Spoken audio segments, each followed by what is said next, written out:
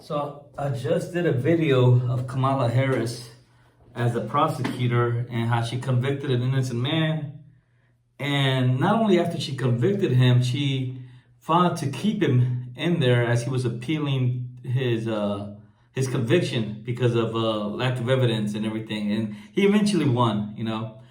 And I brought up that there's another case that it reminded me of, and many cases that when prosecutors convict somebody, in their eyes, they got it right.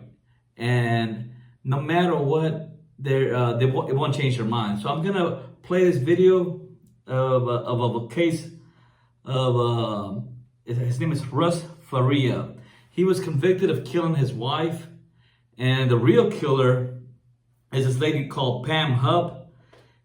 Now, this is a short clip. It's 3 minutes long. If you have time, there's some YouTube videos that go into detail over the whole case. I couldn't find any of them that were short. They're all like half an hour long. So I'm not trying to sit here for a whole 30 minutes and play a documentary. But it's a really crazy case. This lady killed at least 2 people and almost attempted to kill a couple more. And the stupid prosecutor just let her slip in between her hands, believed her versus the lady's husband. So let me play this. Charged with the murder of Betsy Faria, and the man who was convicted, then exonerated, is defending his name once again. Russ Faria spoke to the I-Team's Christine Byers after a former prosecutor claimed that the evidence pointed to him.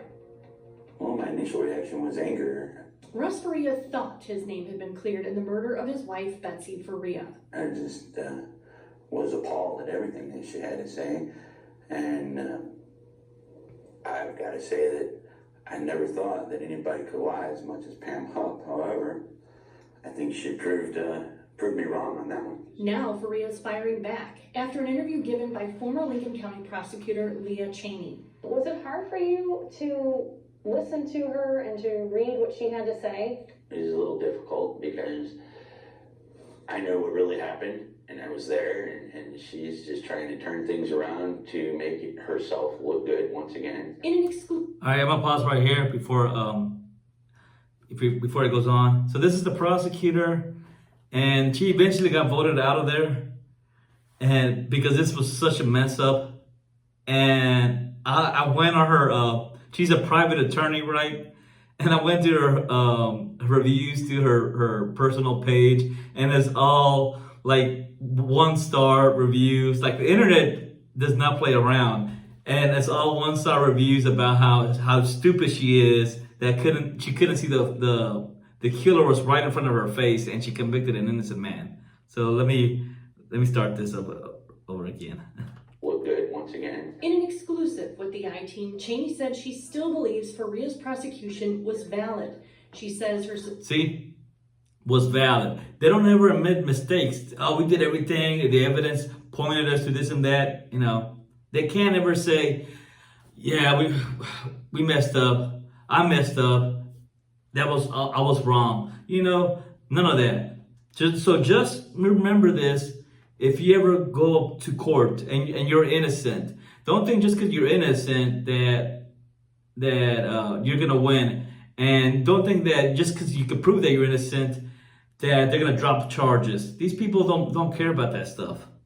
Suspicion of Faria began with his 911 call reporting his wife's death after she'd been stabbed 55 times. I just got home from a friend's house.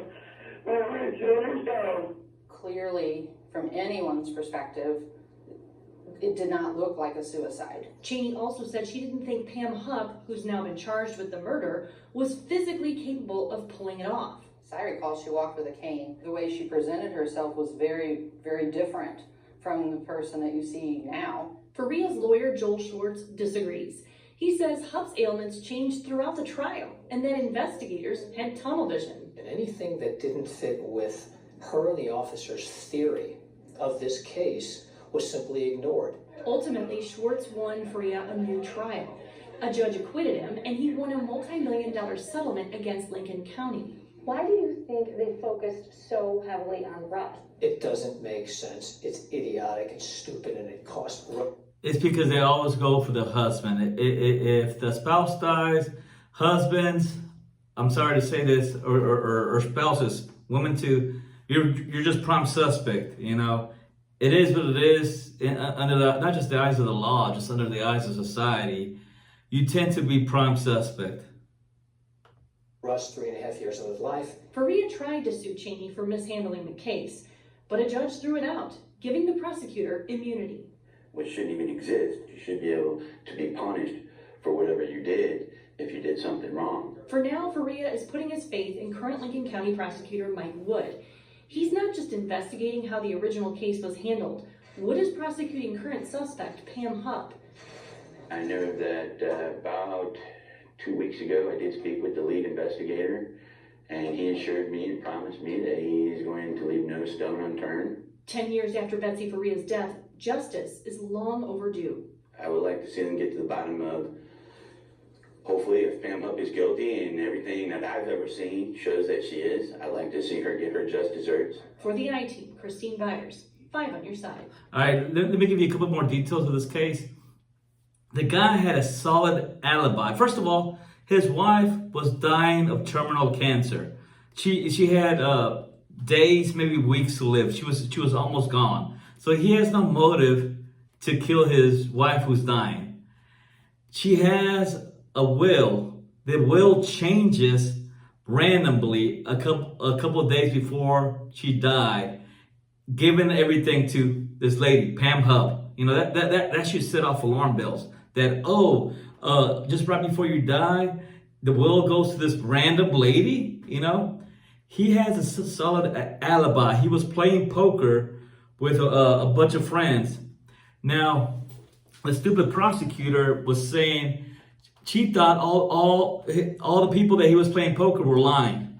She figured every single person was just trying to help him out, you know. And the reason why he thought that when he came home and she was dead, he's thinking, you know, she's terminally ill. Maybe she just couldn't go with it anymore and stabbed herself to death. But he didn't know how many times she was stabbed to death. He said all he saw was blood. She was covered in blood. So he couldn't see that. Now that lady, Pam Hupp, that wasn't the first time she got a life insurance policy on someone who's died. Her mother somehow also mysteriously died. I think she fell off a balcony or just like randomly, you know, mysteriously. And she got her life insurance policy. So just like little things here and there kept showing you that lady was kind of evil. And then I think what did her wrong, she tried to kill this like homeless lady. She tried to set her up and it backfired and it was caught on tape. And so she eventually got caught. And she tried to set up multiple. She was really like conniving, like trying to set up different people for different crimes. All right, well, this is like again. So the reason I'm talking about prosecutors today is because you never know. Like the last case with Kamala Harris that I played, the guy did not have a criminal record and was convicted. You can have a great record and you know, and still the government will convict you based off, you know, a hunch, you know, a tunnel vision, whatever. On the other case, it was like a crackhead eyewitness, and in this one, it was, I don't know how they messed up this so bad. Just a dumb district attorney. When they think they have their suspect, they everything else goes away. It's all right. How can we prove that this person did it? It's not how can we clear this person. How can we let's see what the evidence shows us. It's not about that. It's we think you did it. Now we're gonna make the evidence fit it. You know, that's how the government does their cases, because they're just trying to get convictions. They don't give a damn about truly getting justice or solving crimes. So just keep that in mind. anytime you're out and about. This is why I always tell people and tell you that you have to practice CYA, cover your ass, all the time. I mean, with little baby steps. Like I personally, with me, like I keep everything in text messages or emails because I like to have a written record anytime I communicate with anybody, any kind of business. Ring cameras or a home surveillance system is good for like if you ever need like an alibi. Look, man, I'm home. Look at my cameras. I got this and that. Cars, if you have dash cam, or even nowadays they have these smart cars where they have a Sentry mode and they're just constantly recording. You know, that could save somebody's life one day, maybe yours.